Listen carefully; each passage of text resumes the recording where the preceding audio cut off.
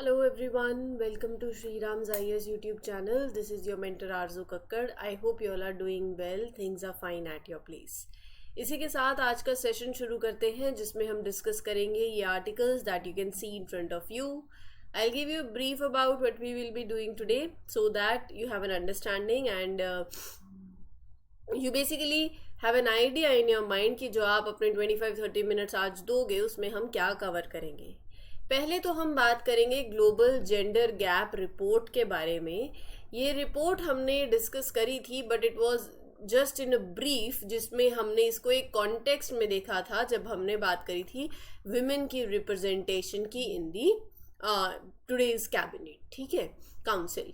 तो वो that was a altogether different topic, but in reference to that we had look over this report in बहुत ही मैं बोलूँगी कि डिटेल नहीं थी. इसको आज हम लेंगे डिटेल में, ठीक है, क्योंकि हमने बाकी कंट्रीज़ भी देखनी है, किन पैरामीटर्स के ऊपर ये रिपोर्ट आती है वो भी देखनी है, एंड वेरियस अदर थिंग्स जो आपके प्रीलिम्स के लिए इंपॉर्टेंट हो सकते हैं. पनामा टाइगर रिजर्व कहाँ पड़ता है, why it is in news, flora fauna vegetation, वो सारी चीज़ें देखेंगे. कोई रिवर इससे यहाँ से बहती हो, सो will talk about it. Map में भी मैं आपको दिखाऊंगी और मैप बेस्ड क्वेश्चंस बहुत आते हैं, तो प्लीज़ मेक श्योर कि मैप अपना स्ट्रॉन्ग रखें और साथ साथ कवर करते चलें. रही बात अगले आर्टिकल की, तो बात करेंगे इंडिया के पावर सेक्टर के करंट स्टेटस की. ये आपके जीएस पेपर 3 से कनेक्ट करता है. ग्रेट निकोबार कहाँ है, मैप बेस्ड है. Once again context I share with you. बात हो रही है यहाँ पर कुछ ग्रीनफील्ड प्रोजेक्ट्स की, लेकिन उसी के साथ साथ ग्रेट निकोबार कहाँ पड़ता है, जो ट्राइब्स यहाँ से जुड़ी हुई हैं, and various other things will discuss with map. हाल ही में हमने देखा है जो जम्मू एंड कश्मीर में हुआ है, जो टेररिस्ट अटैक हुए हैं, तो उसी के चलते will talk about terrorism, dismantling the roots of terrorism. ये आपके पेपर 3 से लिंक करता है जब हम बात करते हैं इंटरनल सिक्योरिटी की, right. So you can link it with GS paper 3. India और नेबरहुड से भी आप इसके टैग में, इस टैग से भी जोड़ सकते हो. गवर्नमेंट पॉलिसीज एंड इंटरवेंशन से भी यू कैन लिंक. तो मेंस के पर्सपेक्टिव से will talk about the terrorism related challenges that India is facing, right, and what can be done, solution क्या है जो आपको पता होना चाहिए. सो इंडियन एक्सप्रेस में ये एडिटोरियल था, so will talk about it in detail, ठीक है. सेशन अच्छा लगता है तो please make sure that you mark your attendance by liking these lectures. You can share it with your friends also, let others know about it, है ना. And feedback के लिए कमेंट सेक्शन है. Thank you for giving such wonderful feedbacks. I get to know कि आपको sessions अच्छे लग रहे हैं, so it means a lot. चलिए बात करते हैं पहले आर्टिकल की. First article deals with your global gender gap. World has seen modest progress in closing the gender gap. However, the pace remains sluggish, according to the latest edition of World Economic Forum's Global Gender Gap Report. तो basically हमारे लिए बात यहाँ पर आती है इस report के बारे में. Globally, there has been some improvement in reducing the differences between जो जेंडर डिफरेंस होता है, जेंडर गैप है, जो इम्प्रूवमेंट हमें दिख रही है, ठीक है, लेकिन प्रोग्रेस जो हो रही है that is slow.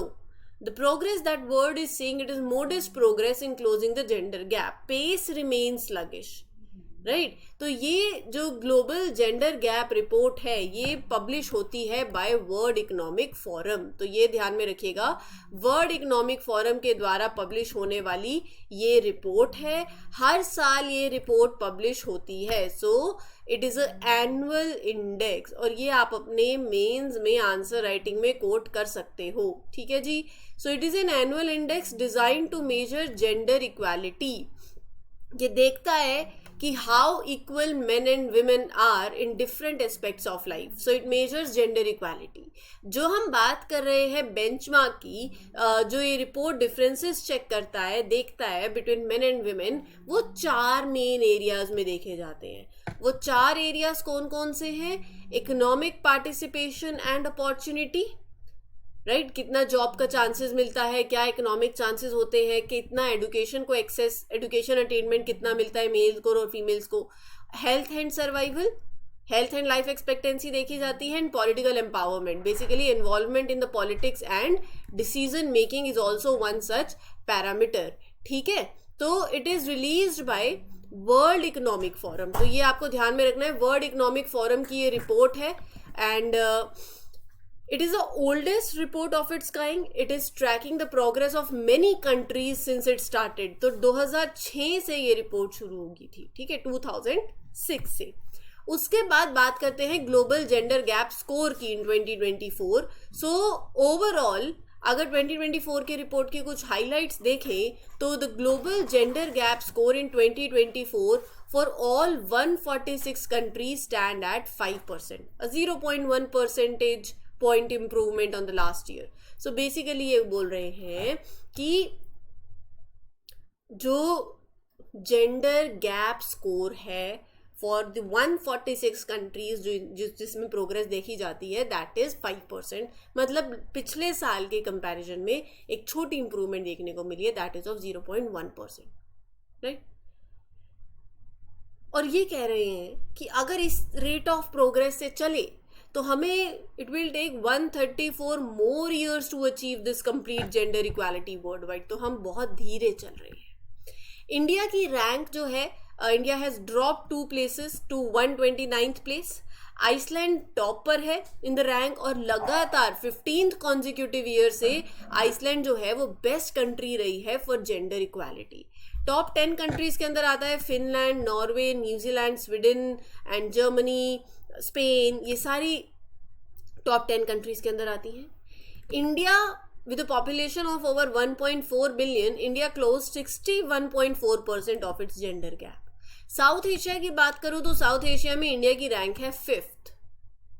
Bangladesh, Nepal, Sri Lanka, Bhutan, India is behind these countries.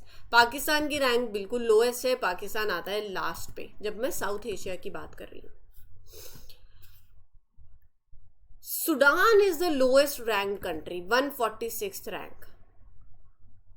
Pakistan fell 3 places to 145th, ठीक है, तो पाकिस्तान ड्रॉप्ड 3 प्लेसेस। इंडिया की बात करूं इकोनॉमिक पैरिटी की, India was among the economies with lowest level of economic parity,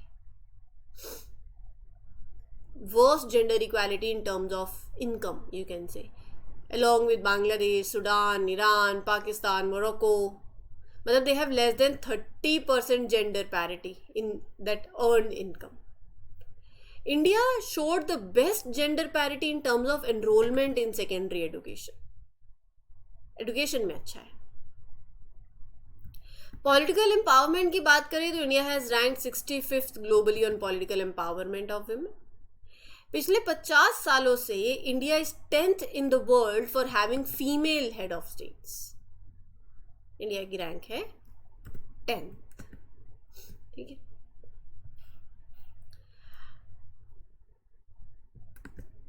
पलामऊ tiger reserve Jharkhand में पड़ता है। To retain the 4 tigers which have migrated to this tiger reserve, efforts are underway to relocate at least 2 tigresses and 1 tiger from another reserve. ठीक है, so basically to keep the 4 tigers that have recently moved to this tiger reserve, there are plans to bring in at least 2 tigresses and 1 tiger from another reserve, right? हम context हमारे लिए नहीं है important, article में पलामऊ tiger reserve के बारे में जानना इम्पॉर्टेंट है। झारखंड का जो एरिया है, छोटा नागपुर प्लेटू रीजन, वहाँ पड़ता है ये रिजर्व जो है। It is a part of Betla national park. Project tiger जो हमारा इनिशिएटिव था उसमें से it is one of the first 9 tiger reserves. ये टाइगर रिजर्व जाना जाता है for being the first in the world to conduct tiger census using that pugmark counts. 1932 में हुआ था। लैंडस्केप यहाँ पर आपको वैलीज, हिल्स, प्लेन्स देखने को मिलेंगी और औरंगा, बुरहा, नॉर्थ कोयल, ये सारी रिवर्स यहाँ से बहती हैं, राइट। एंड जियोलॉजिकल फॉर्मेशन देखें तो लाइमस्टोन, ग्रेनाइट यहाँ पर आपको मिलेगा। रिच है in minerals, bauxite, coal, this region is, ठीक है। तो छोटा नागपुर प्लेटू रीजन में ये पड़ता है, बेटला नेशनल पार्क का ये पार्ट है। प्रोजेक्ट टाइगर जब शुरू हुआ था, so it is one of the first 9 tiger reserves. पहला रिजर्व है वर्ल्ड के अंदर that carried out pugmark count. Terrain थोड़ा वैलीज, हिल्स, प्लेन्स देखने को मिलेंगी। ये 3 नदियां हैं जो यहाँ से बहती हैं। Geological formation consist of gneisses and includes granite and limestone. Mineral rich area है बॉक्साइट और कोल का। प्राइमरीली यहाँ पर आपको northern tropical dry deciduous falls, sal forest ये सब डोमिनेट करते हैं and smaller patches of northern tropical moist deciduous forest exist. ठीक है, साथ ही साथ ये कुछ फ्लोरा और फना है। फना के अंदर अगर आप देखो नेटिव पूछे जाते हैं, नेटिव हैबिटेट।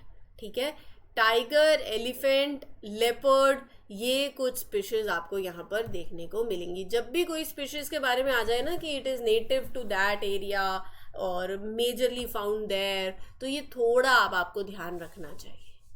ठीक है,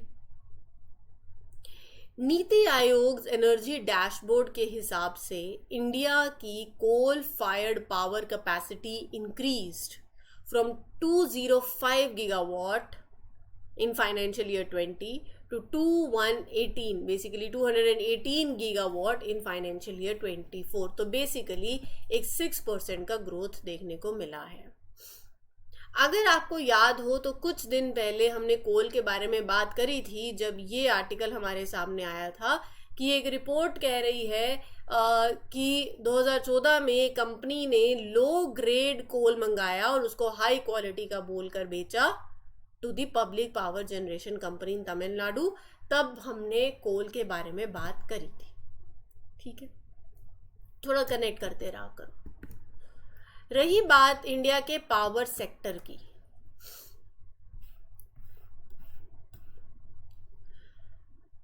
there is a growing gap between the demand for electricity and the supply. जो डिमांड है और जो सप्लाई हो रहा है उसमें गैप बढ़ रहा है due to slower growth in the new coal fired power plants and insufficient storage for renewable energy. Slow down in the coal fired power plant capacity. ठीक है, ये जो मिसमैच है it puts a strain on the electricity grid. जब गर्मियों का time है, there is a high demand period है ना, तो फिर जोर पड़ता है on the electricity grid, pressure पड़ता है। अगर मैं थर्मल पावर प्लांट्स की बात करूं, जो ये कोल फायर्ड पावर प्लांट्स हैं, दे नाउ जनरेट इंडिया की इलेक्ट्रिसिटी 75% ऑफ इंडिया की इलेक्ट्रिसिटी। 2019-20 में 71% था। जो इलेक्ट्रिसिटी कोल से जनरेट होती है वो बड़ी है बाय 34%। एंड जो प्लांट्स की एफिशिएंसी है it has improved from 53% to 68%।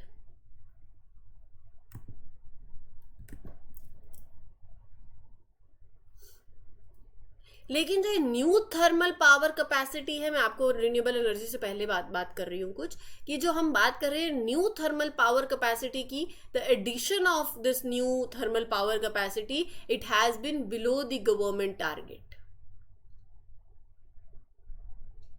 ठीक है, private sector has added only 7%, मात्र 7% to the thermal capacity, new thermal capacity private sector.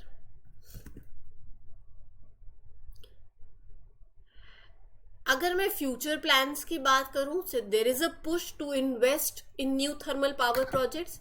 गोल है of adding 80 gigawatt of this new capacity by 2032। ठीक है, solar capacity भी double हुई है 281 गीगावाट। विंड कैपेसिटी बढ़ी है बाय 22% रीचिंग टू 46 गीगावाट। लेकिन स्टिल इंडिया प्राइमरीली अभी भी कोल पे डिपेंडेंट है। हमें कोल इंपोर्ट करना पड़ता है क्योंकि जो हमारे यहाँ का कोल है उसकी क्वालिटी दैट इज लेस, कम है, क्वालिटी अच्छी नहीं है। आप ऐसे लगा दो जो उसकी कैलोरीफिक वैल्यू है, the amount of energy it produce, वो कम है। देखो कोल उतना अच्छा होता है जिसमें ऐश कंटेंट उतना कम हो, है ना। इंडिया का जो कोयला है it has over 40% of ash content, और जो हम इंपोर्ट करते हैं उसके अंदर होता है less than 10%। Burning Indian coal definitely, इससे पता चल रहा है ऐश कंटेंट बहुत ज्यादा है, so it will result in more particulate matter, nitrogen, sulphur dioxide, है कि नहीं। 2023-24 में अगर मैं फ्यूचर ऑफ कोल की बात करूं in India, India produce 997 million tons of coal 2023-24 में, और ये पिछले साल के कंपैरिजन में 11% से ऊपर है, 11% अप हुआ है, ठीक है। And we have plan, we are transitioning towards renewable energy, but जो हमारी डिमांड है, अभी भी हमने देखा डिमांड सप्लाई में मिसमैच है, गैप है, उसको भी पूरा करना है। We are moving to renewable energy, but still despite it coal is primary energy source in India, ठीक है। तो ओवरऑल क्या एग्जिस्टिंग चैलेंजेस हैं? डिमांड सप्लाई मिसमैच है, most of our electricity is coming from burning coal despite its harmful effects, और there is much reliance on coal। Private sector की participation limited है, ये भी हमने देखा। इंडियन कोल के अंदर हाई ऐश कंटेंट है, एंड इलेक्ट्रिसिटी स्टोरेज की भी दिक्कत है, so there are technological limits also, ठीक है जी। ये सारे मैंने पॉइंट्स डिस्कस कर दिए, आगे बढ़ते हैं। A delegation of central government recently visited Great Nicobar. The site for the rupees 7,50,000 crore greenfield composite project centered around a transshipment port. So ये कह रहे हैं there's a massive new initiative costing 7.5 trillion, ठीक है, that is involving various sectors, primarily focusing on developing transshipment port in Great Nicobar. जब मैं green field project की बात करती हूँ, मतलब project is entirely new, scratch से, मतलब आप होता है ना ब्राउन फील्ड, ग्रीन फील्ड, जब कोई जमीन पे कुछ बना हुआ है आप उसमें कुछ चेंजेस करते हो, राइट। लेकिन एक पूरी स्क्रैच से undeveloped land, green field site है, वहां से वापस से, मतलब you're starting entirely new, that is a greenfield project, ठीक है। So this project aims to leverage the strategic location of Great Nicobar for its economic benefits हैं, logistical benefits बहुत हैं, and you will enhance connectivity and trade capabilities also will be there। तो हम यहाँ पर great Nicobar की बात कर लेते हैं। भैया इस मैप को अच्छे से देख लो, 11 डिग्री की लाइन है, ठीक है। किसको सेपरेट कर रही है ज़रा मुझे बताना कमेंट सेक्शन में। अपना ये अंडमान है, इधर निकोबार है, तो north Andaman, middle Andaman, lower Andaman, little Andaman, आपको अरेंजमेंट पता होनी चाहिए। सेंटिनल आइलैंड, ठीक है जी। तो अपना जो एक ग्रेट निकोबार है, it is a southern most island in the Nicobar island group. कहाँ पड़ता है? South eastern part of the Bay of Bengal. Nicobar islands में सबसे लार्जेस्ट आइलैंड ये है। जो एडमिनिस्ट्रेटिव हेडक्वार्टर है of Great Nicobar island, that is Campbell Bay. Indira Point is situated on in the Campbell Bay, southern most point है इंडिया का। That is very close to Sumatra, Indonesia, 150 kilometre दूर लगा लो। जो यहाँ की पॉपुलेशन है, headquarter Campbell Bay, Indira Point is situated in Campbell Bay, it is largest of the Nicobar group of islands। और यहाँ पर जो population है, most of the two indigenous community Shompen and Nicobaris। Shompen tribe nomadic hunter gatherer group PVTG है, particularly vulnerable tribal group के अंदर classified है, and Nicobaris, ठीक है। Traditional semi traditional scheduled tribe है with a very settled life. Great Nicobar is rich in biodiversity, the unique cultures and बहुत सुंदर सुंदर बीचेस यहाँ पर आपको देखने को मिलेंगे. ट्रॉपिकल वेट एवरग्रीन फॉरेस्ट है काफ़ी. The island has hills that reach a height of 650 metre above the sea level and flat coastal areas भी है, कोस्टल प्लेन भी है. एंडेमिक स्पीशीज यहाँ पर आपको देखने को मिलेंगी. By great Nicobar biosphere reserve है कि नहीं. Coral reef, it is surrounded by. So the rivers अगर मैं बात करूँ, so there are several rivers also. थोड़ा सा जोग्राफी है ये. ग्रेट निकोबार बायोस्फीयर रिजर्व हो गया, वेट एवरग्रीन फॉरेस्ट हो गए, हिल रेंजेस हो गई, कोरल रीव्स हो गए एंड कुछ रिवर्स हैं, अलेक्जेंड्रा, डोगमार, गलाथिया.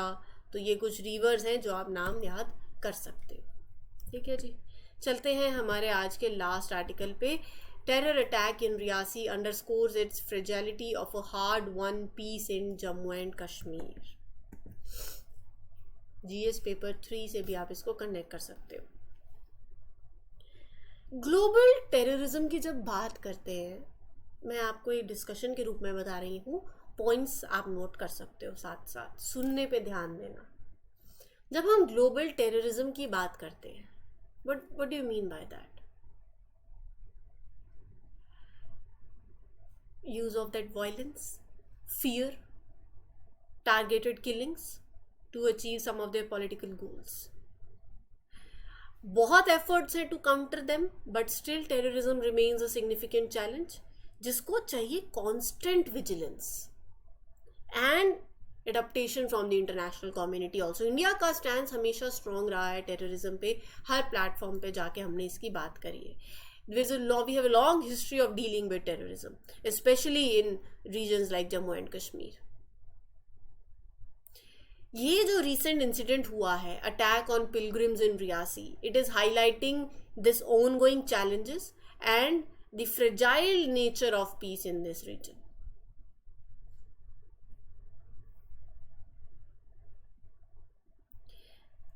देखो, terrorism is when people use violence and threats to scare civilians for political reasons, for religious reasons, for ideological reasons. Right? India strongly opposes terrorism. Zero tolerance policy है हमारी. Any form of terrorism is not accepted. देखो, terrorism की कोई world wide कोई clear और agreed definition नहीं है. तो it makes it hard to decide कि अच्छा क्या ये टेररिस्ट एक्ट है, क्या ये टेररिस्ट एक्ट नहीं है.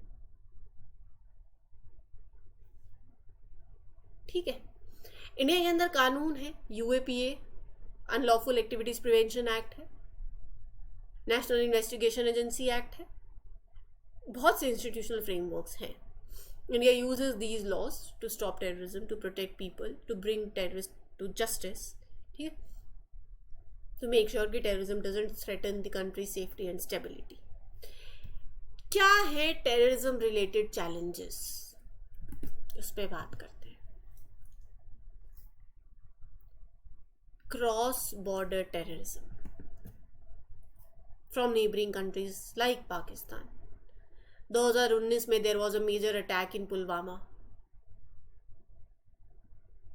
Pakistan based terrorist group था that was linked to it, targeted and the forces as well. Recent attack जो हुआ अभी, the one in Riyasi. ठीक है, तो एक सिक्योरिटी प्रेशर होता है. It shows that increase security in traditional conflict areas may be pushing militants to get more peripheral areas. Naxalite insurgency, that is another big challenge Chhattisgarh, Jharkhand में.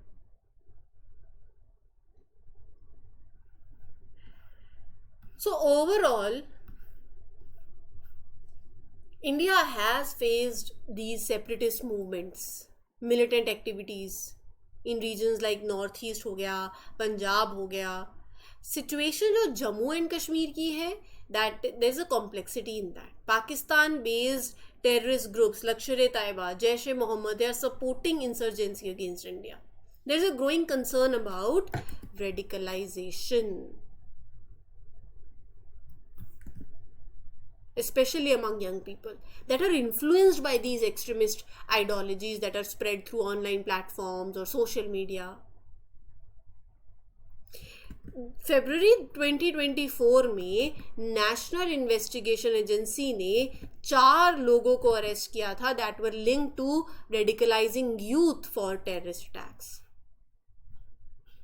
So we need security measures. Cyber terrorism is growing. जब हम digital system की बात कर रहे हैं, data breach हो रहा है.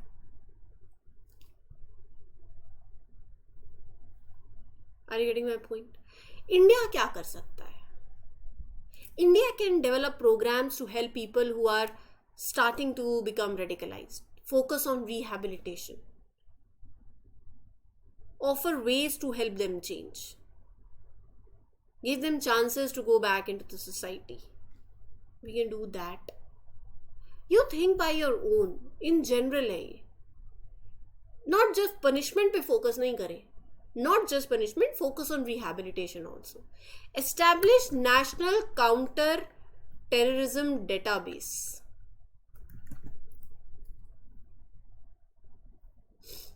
Where information from different groups, चाहे वो पुलिस हो, spy हो, banks हो, it can be kept together. Physical security को और बढ़ाना है. We need to enhance that. मतलब जो हमारे इंपॉर्टेंट प्लेसेस हैं, you need to make places like these busy areas हैं. Check who is going in, who is going out, make sure fences are strong. Right? You need to spend more on making online system more secure. So you need to strengthen your cyber security and empowering communities. Teach people about it. They need to know how to see when someone is starting to become a terrorist, how to tell the police. जब situation worse हो तब नहीं. Stop the problem before it get worse. Right? So these ideas can help. बाकी you can also write it down in the comment section. For this, it was all for today. I hope you understood these articles. कोई doubt हो, you can ask me in the comment section. But make sure कि कहीं पर अगर कुछ छूटा है तो just rewind the video, उसको एक आधी बार सुनो. कोई पॉइंट लिखना है तो आप लिख सकते हो. ठीक है जी. फिर मिलेंगे with other lecture. Till then, take care. Good luck. Good wishes. This is your mentor Arsu Kakkar signing off for today. Happy learning. All the best. Thank you.